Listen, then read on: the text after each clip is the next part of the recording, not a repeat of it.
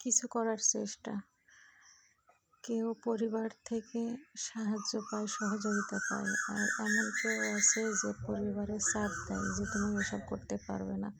তার ভেতরে আমি একজন, যে আমার হাজব্যান্ড বারবার নিষেধ করছে তুমি এসব কিছু করবে না। তারপরও আমি এই যে অর্ডার দিয়েছিলাম, তো পার্সেল দিয়ে গিয়েছে। তো এখন দেখি এর ভেতরে কী কী আছে। এখানে মূলত শ্যাম্পু, লোশন বা যেটাই বলো না কেন, তার বোতল ছিল।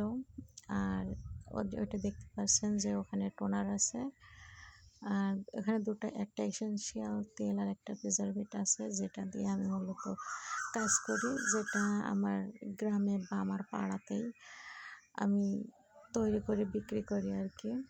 আর এই যে বড় একটা বোতল দেখতে পাচ্ছ, এটাই কিন্তু সবথেকে মেন একটা জিনিস আমার কাছে, যেটা দিয়ে আমি তৈরি করব। তো কী তৈরি করব পরে দেখা হবে।